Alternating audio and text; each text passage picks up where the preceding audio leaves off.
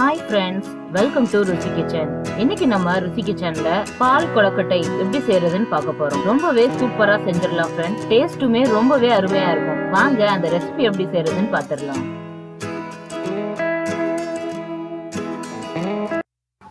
பால் கொழுக்கட்டை செய்ய ஃபர்ஸ்ட் ஒரு பாத்திரத்துல 1 கப் அளவுக்கு தண்ணி சேர்த்துக்கோங்க. இப்ப நம்ம அதை அடுப்புல ஏற்றிடலாம்.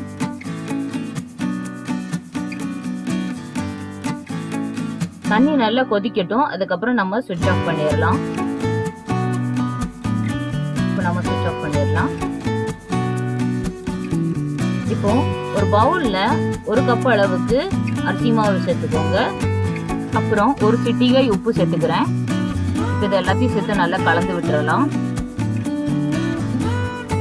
இது வறுத்த அரிசி மாவு தான். நான் லாஸ்ட் வீடியோலே சொன்னேன், இந்த மாவு நான் வீட்டில் தான் செஞ்சுருக்கேன்னு. அதே மாவு தான் இது யூஸ் பண்ணியிருக்கேன். இப்போ சூடான தண்ணியை இதில் சேர்த்துடலாம். 1 கப் மாவுக்கு 1 கப் தண்ணி கரெக்டாக இருக்கும். இதே அளவில் சேர்த்துக்கோங்க. எல்லாத்தையும் கலந்து விட்டுறலாம். கலந்து விட்டுட்டு இப்போ ஒரு மூடி போட்டு கவர் பண்ணிடலாம் 5 மினிட்ஸ் வரைக்கும். மூடி போட்டு எதுக்காக கவர் பண்ணுறோன்னா அப்போதான் மாவு நல்லா வேகும். ஏன்னா சூடான தண்ணி சேர்த்துருக்கோம் இல்லையா, அதுக்காக. 5 மினிட்ஸ் ஆயிடுச்சு. நான் திறந்து பார்க்குறேன். மாவு நல்லாவே வெந்திருக்கு. பாருங்க இப்படி கட்டியாக இருக்குன்னு. இப்போ ஒரு தடவை நல்லா கலந்து விட்டுறலாம் ஸ்பூன் வச்சு.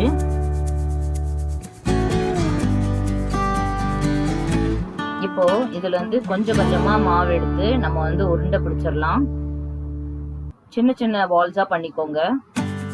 அப்போதான் பால் கொழுக்கட்டை ரொம்ப நல்லா இருக்கும். இப்போ நம்ம இதை உருண்டை பண்ணிடலாம்.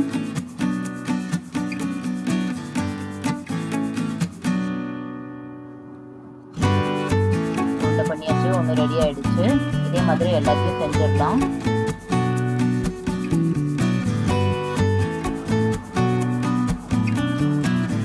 ரொம்பவே சின்ன சின்னதாக பண்ணிக்கோங்க. அப்போ தான் எல்லா பைட்லேயும் நமக்கு அந்த கொழுக்கட்டை கிடைக்கிற மாதிரி இருக்கும். ரொம்ப அருமையாக இருக்கும் அப்போ சாப்பிட்றதுக்கு.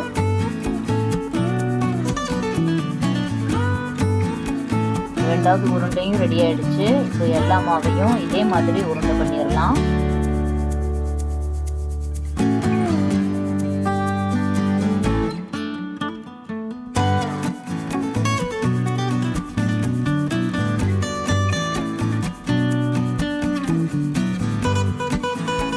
இப்போ எல்லா உருண்டையும் ரெடி ஆயிடுச்சு. இப்போ ஒரு கடாயில 1/2 லிட்டர் அளவுக்கு பால் சேர்த்துக்கலாம்.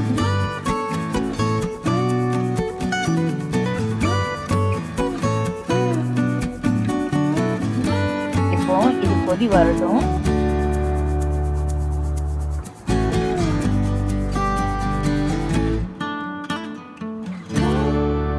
இப்போ நல்லா கொதி வந்துருச்சு. இப்போ ஒரு தடவை இப்படி ஸ்டிர் பண்ணிட்டு இப்போ சீனி சேர்த்துடலாம்.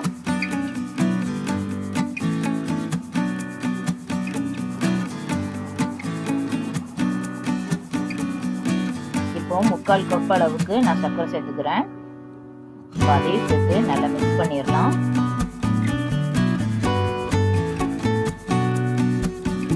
நல்லா ஸ்டிர் பண்ணுங்க, சீனி நல்லா கரையிற வரைக்கும். இப்போ இதுல ஒவ்வொரு பால்ஸா நம்ம இதுல சேர்த்துடலாம்.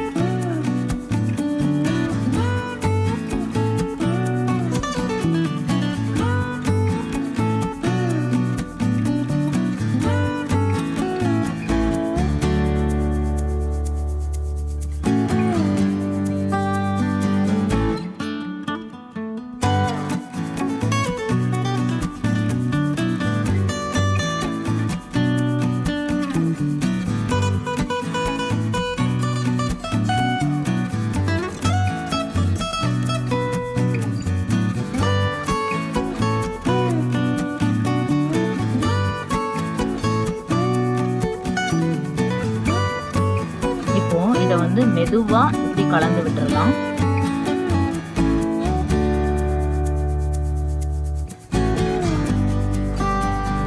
இடையில இப்படி கலந்து விட்டுட்டே இருங்க.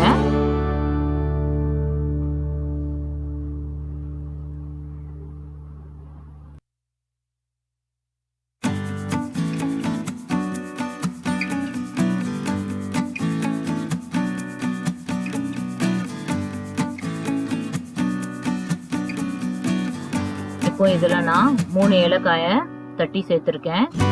இப்போ இதையும் சேர்த்து நல்லா மிக்ஸ் பண்ணிடலாம்.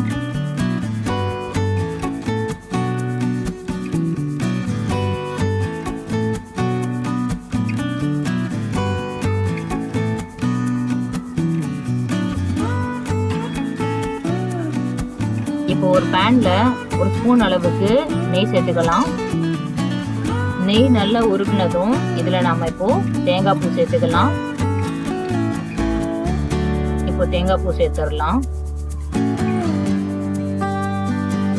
தேங்காய் பூவை நல்லா வறுத்து எடுத்துக்கலாம். இந்த ஸ்டெப் வந்து டோட்டலி ஆப்ஷனல் ஃப்ரெண்ட்ஸ். இந்த ஸ்டெப் வேண்டாம்னா நீங்க வந்து இதை ஸ்கிப் பண்ணிடலாம். பட் இதோட சேர்த்து சாப்பிட்டா ரொம்பவே அருமையா இருக்கும் பால் கொழுக்கட்டை.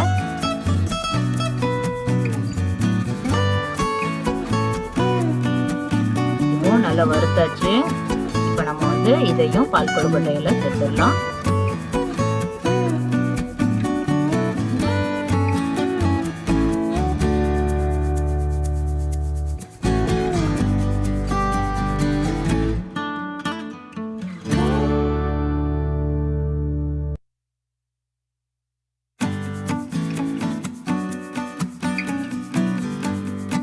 இப்போ நம்ம நெய்ல வறுத்து வச்ச தேங்காய் பூவை இதுல சேர்த்துடலாம். இப்போ நல்லா கலந்து விட்டுக்கோங்க. இப்போ அடுத்ததா இதுல நான் 1 கப் அளவுக்கு தேங்காய் பால் எடுத்து வச்சிருக்கேன். அதையும் நம்ம இதுல சேர்த்துடலாம். தேங்காய் பால் சேர்த்துடலாம். இப்போ அதையும் சேர்த்து நல்லா கலந்து விட்டுறலாம்.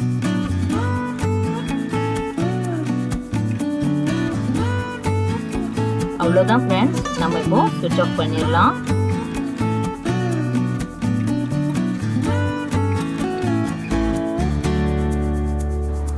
இப்போ நாம இதை சர்வ் பண்ணிடலாம் ஃப்ரெண்ட்ஸ்.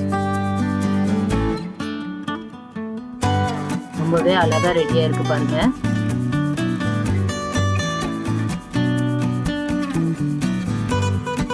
ஒரு கப் மாவுக்கு நிறையவே கொழுக்கட்டை வந்திருக்கு.